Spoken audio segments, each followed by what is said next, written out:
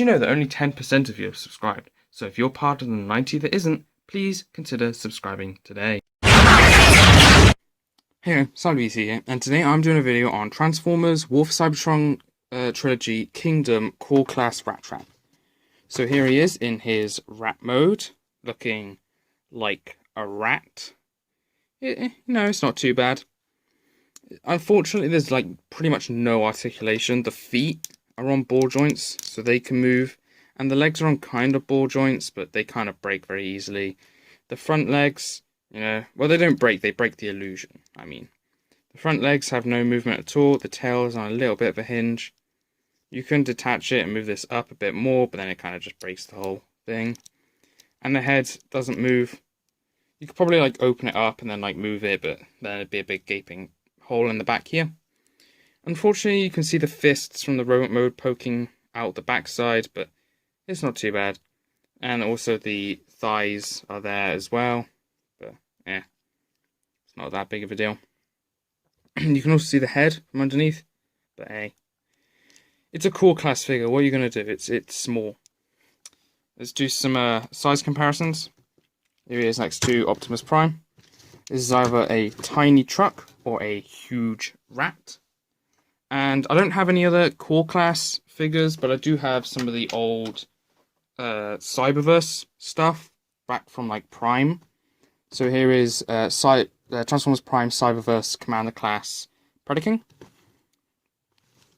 So yeah, the sizing, for these sort of figures hasn't really changed all too much.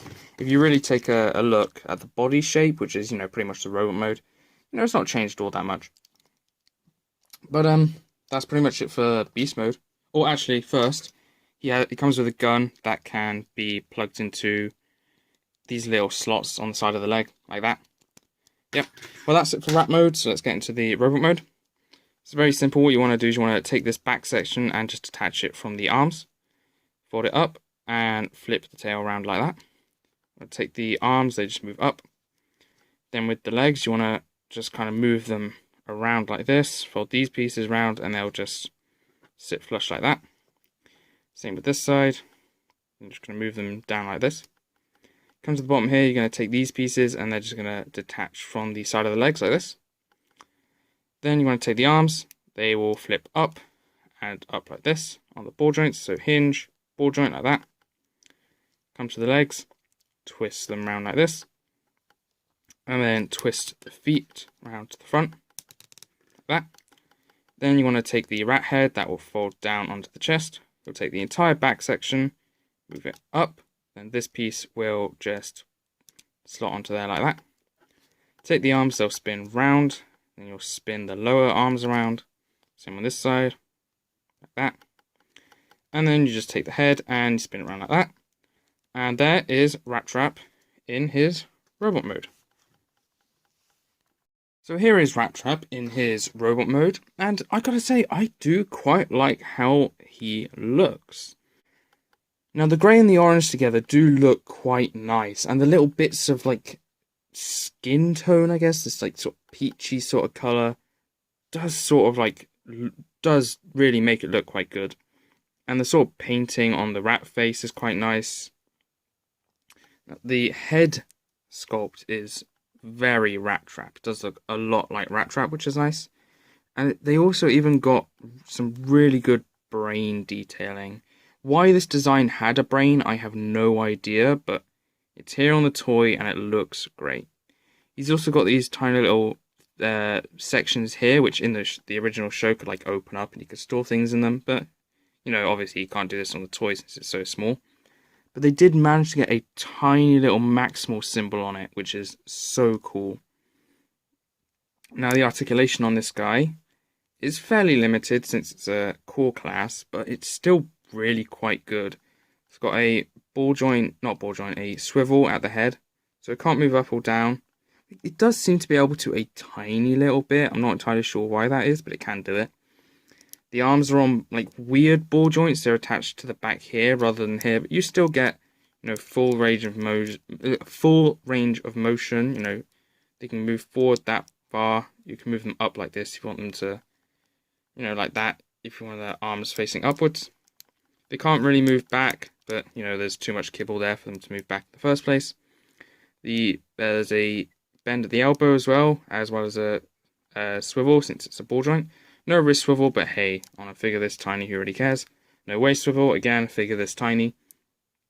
Legs can move forward that far, as well as back that far. There's a tiny little swivel, like bend, which is, you know, it's not too bad. As well as a swivel here at the knee, as well as a bend. Now, this isn't entirely intentional, I think, but you can get a sort of double bend at the knee, but it kind of breaks this whole, the entire shin. And of course, as there wasn't a wrap mode, there's a ball joint at the foot, which allows you to get ankle tilt, which is really nice on a figure this small. Now, one thing about this backpack is that it's quite big. I think one thing that might have been nice is if maybe this piece here could like be detached. You know, just to give you the option of having a separate piece. It's not, in my opinion, it's not like RC where like it's a deluxe class figure where like half of it needs to come apart, but to actually make it look good. Like this looks fine with that piece on. I just think it would have been nice if maybe you had the option to take it off. Of course, if you wanted to, you could probably remove the pin and just pull it out, but yeah.